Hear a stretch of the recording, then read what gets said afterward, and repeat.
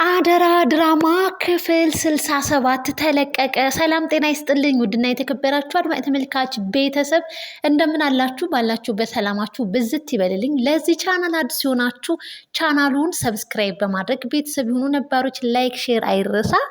አደራ ድራማ እንግዲህ በሚገርም ሁኔታ እየተመለከትን እንገኛለን ማለት ነው። ቃልና ዳጊ አልማዝን ለማምጣት አልማዝን ያለችበትን አካባቢ ፈልገው አምተው ለሰላምዬ በአይኗ ለማሳየት እንግዲህ ደፋ ቀና እያሉ ተመልክተናቸዋል።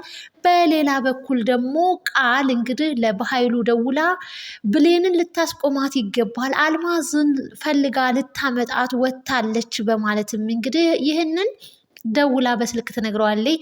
አሁን ላይ በኃይሉ ያለው አማራጭ ቃልዬ ቃልዬ እያለ ቃልን እያባበላት ይገኛል። ቃልም ነቅጣበታለች። አንተ ለጥቅም ስትል ቃልዬ ቃልዬ ትለኛለህ እያለችም እንግዲህ ተነቃቅተዋል አጠቃላይ ማለት ነው። ባለችው መሰረት እንግዲህ በኃይሉም ወደ አልማዝ ጉዞውን ያደርጋል። እናም ብሌን ወደ እሷ እየመጣች መሆኑን ለመናገር ሊያሸሻት እንግዲህ እሱ ቀድሞ ተገኝቷል ማለት ነው። ነገር ግን ብሌንና ዳግም የሄዱበት አካባቢ እንግዲህ የተሰጣቸው አድራሻ ተመሳሳይ ስም እንጂ እኛ የምንፈልጋት አልማዝ አይደለችም፣ በጣም ይቅርታ ብሌንዬ ብሎ ነበረ ዳግም የመለሰላት ማለት ነው። ነገር ግን እዛው አካባቢ ነው ያለችው። ያው ተመሳሳይ ስም ኖሮ እንጂ አልማዝ እንግዲህ አልማዝ ያለችበት ሰፈር ደርሰዋል ማለት ነው። እንግዲህ ብሌን ደፋ ቀና ያለች ወርቃ ሁሉ እያነከሰች ነበረ። እኔ ዛሬ ማደር የለብኝም፣ እትዬን ነፃ ማውጣት አለብኝ፣ እትዬን አሁን ካለችበት ስቃይ ላስወጣት ይገባል፣ ላግዛትና ልረዳት ይገባል እያለች እንግዲህ በስራዋ ዳግምም እያደነቃት እንዲሁም ደግሞ ምንም እንኳን ብናገር አፌ እንጂ ልቤ አይደለም ብላ ፍጹም እንደምትወደውና እንደምታፈቅረው ብሌንም እንግዲህ ለዳግም ነግረዋለች። ዳግምም እኔ መቼም ልተውሽ አልችልም፣ ያላንቺ ህይወት ምንም ትርጉም የላትም በማለትም እንግዲህ ፍቅረኛሞች እርስ በራሳቸው እየተደናነቁ ፍቅራቸውንም እየተገላለጹ የአልማዝንም ፍለጋ አጠናክረዋል ማለት ነው። እናም እንግዲህ በስተ መጨረሻ እንግዲህ ብሌን የት ነው የምናገኛት? ሳላገኛትማ ማደር የለብኝም ዛሬ ብላ ወስናለች። እጅጉን በጣም ስለ ሰላምዬ ታስባለች። ሰላም ያለችበት ሁኔታ በጣም ያሳዝናል።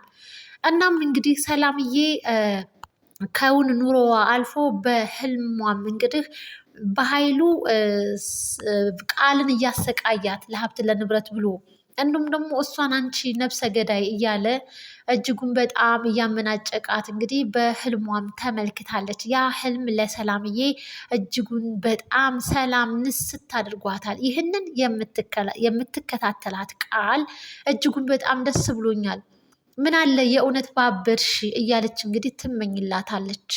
እናም እንግዲህ የራሷን ያልሆነ ሀብትና ንብረት እንግዲህ ልጅ ነኝ ብላ የሰውን ሀብትና ንብረት ለመውሰድ ለመስረቅ ሆን ብላ የተነሳች ቃል ከዓላማዬ ማንም ሰው ሊገድበኝ አይችልም በማለትም መንገዴ ላይ ያለችውን ብሌንን አስወግዳት፣ ልትጠቅመን አትችልም፣ ለስራችን እንቅፋት ናት እያለች እንግዲህ ቃል በኃይሉ ጃዝ ጃዝ ትላለች። በኃይሉ ደግሞ የሰውን ህይወት ማጥፋትና እንግዲህ መግደል ለሱ በጣም ቀላል ስራ ነው። እሷም እንግዲህ ለእኛ ለስራችን መሰናክል የሆኑብንን ሰዎች ልናስወግዳቸው ይገባል ብላም እንግዲህ እያበረታታቸው ትገኛለች።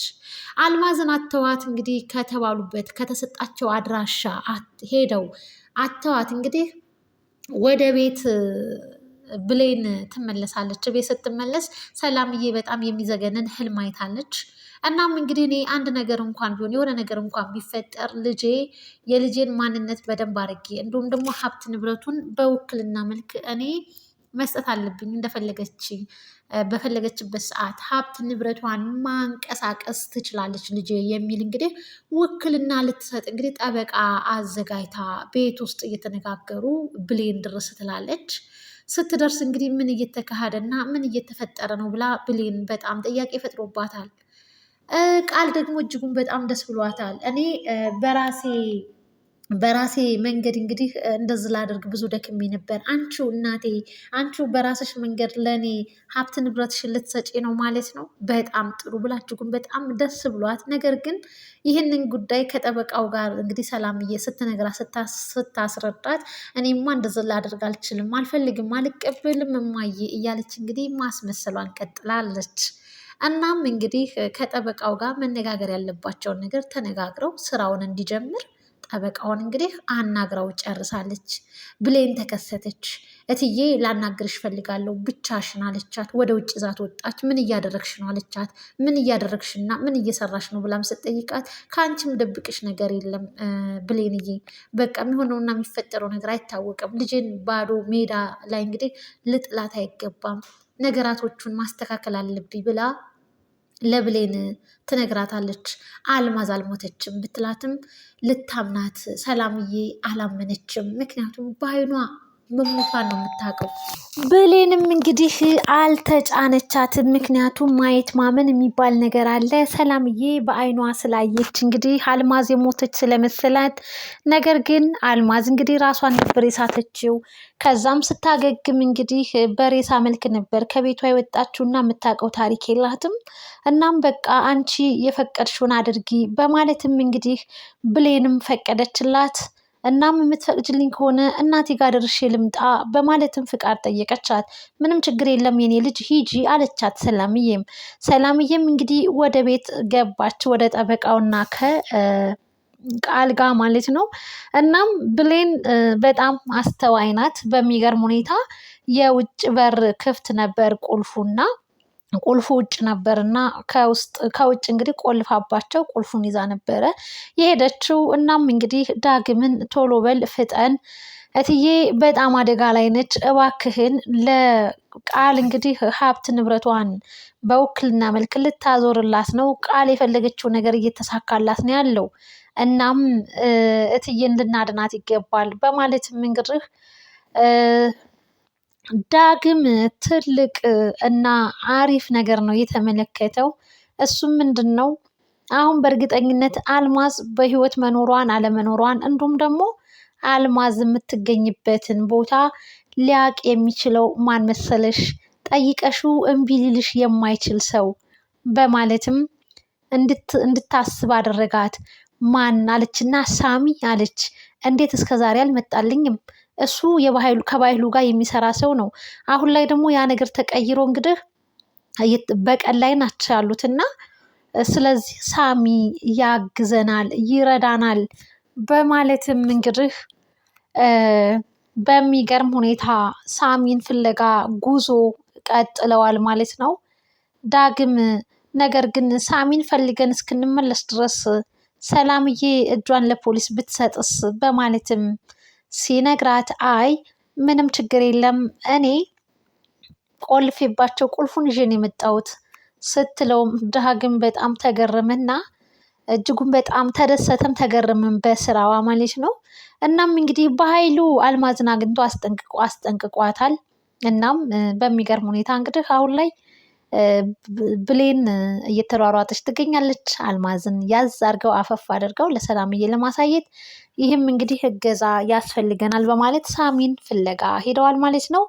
በእርግጠኝነት እንግዲህ ሳሚ፣ አልማዝ፣ ዳግምና ብሌን ሆነው እንግዲህ ወደ ሰላምዬ ጋር መከሰታቸው አይቀርም ማለት ነው። ጠበቃው ጉዳዩን ጨርሶ እንግዲህ ወደ ቤት ሊሄድ ሲል ቃል እኔ ልሸኝህ በማለትም አብራው ተነሳች።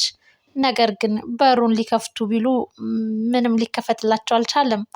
እንዴት ነው ከውጭ ተቆለፈብን በማለትም እንግዲህ እናቴ ቁልፌት ነው ያለው እያለችም እንግዲህ ቃል ሰላምን እየጠየቀቻት ነበረ።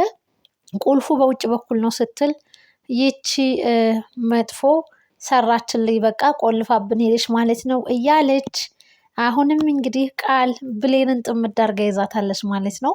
ብሌንም እኔ አሸንፍሻለሁ መቼም አይሳካልሽም ብላ እንግዲህ ያው ፉከራ ተመላልሰዋል ማለት ነው በፉከራ።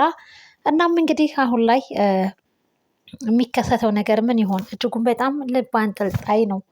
እንግዲህ ሰላምዬ እጇን ለፖሊስ ከመስጠቷ በፊት ዳግምና ብሌን አልማዝን አግኝተዋት ሳሚን አግኝተው ሳሚ ደግሞ አልማዝ ያለችበትን ቦታ አግኝተው እንግዲህ ተያይዘው መጥተው ሰላምዬ ፊት ይታዩ ይሆን?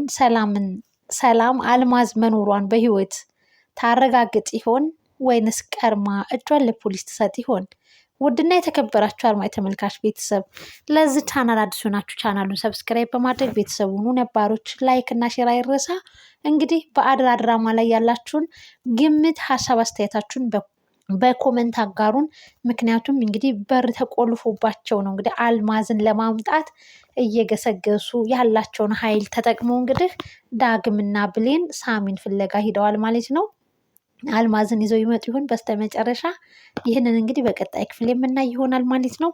ለዛሬ የነበረን ቆይታ ይህን ይመስል ነበረ። በቀጣይ ክፍልስ ምን ይከሰት ይሆን የሚለውን ቀጣዩን በቀጣይ የምናይ ይሆናል። እስከዛው ድረስ ባላችሁበት ሰላማችሁ ብዝት ይበልልኝ። ይህን ይመስላል እንግዲህ የክፍል 67